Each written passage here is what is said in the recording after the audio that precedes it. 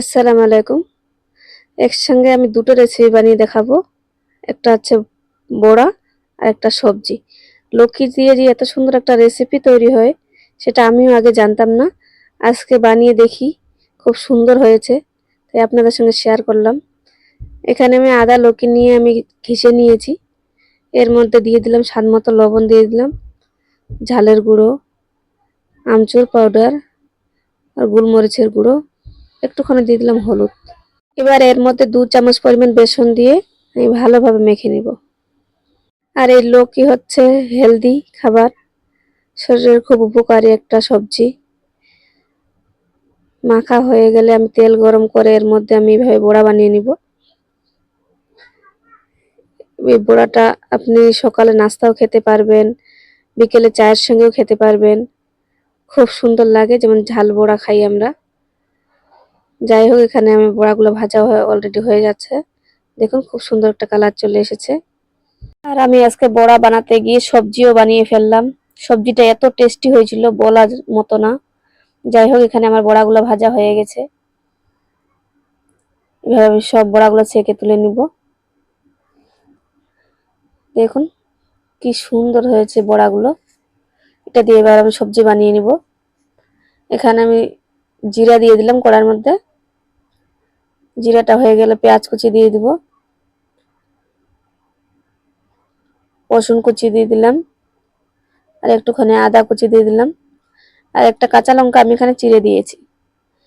আমি প্রায় সবজিতে কাঁচা লঙ্কা চিড়ে দিয়ে থাকি, বাড়িতে আমার বাচ্চা আছে তাই। পেঁয়াজগুলো ব্রাউন হয়ে গেলে এর মধ্যে ঘিষে রাখা টমেটো দিয়ে দিব। এগুলোকে আমি ভালোভাবে মিশিয়ে একটুখানি হয়ে আসলে এর মধ্যে হলুদ গুঁড়ো দিয়ে দিব, ঝালের গুঁড়ো দিয়ে দিব, আর দিয়ে দেবো ধনিয়া পাউডার, আর দিয়ে দেবো স্বাদ মতো লবণ। এগুলোকে আমি ভালোভাবে মিশিয়ে নিব।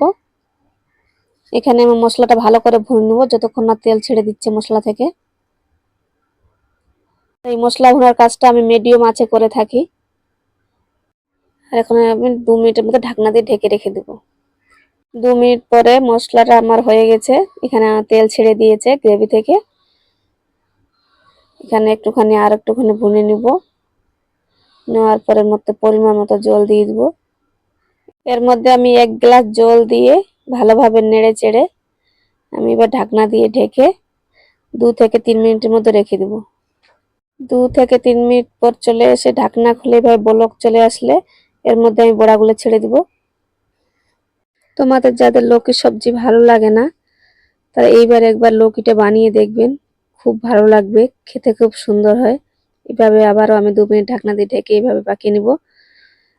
আমাদের সবজি অলরেডি হয়ে আসছে। দেখুন এখানে খুব সুন্দর একটা কালার চলে এসেছে। আমি এবার চুলা আঁচটা বন্ধ করে দিব। একদম তৈরি হয়ে গেছে আমাদের ঘিয়ার সবজি। এটাকে আমরা কোপ্তা বলে থাকি। আশা করি আপনাদের ভালো লেগেছে। বেশি বেশি করে শেয়ার করবেন।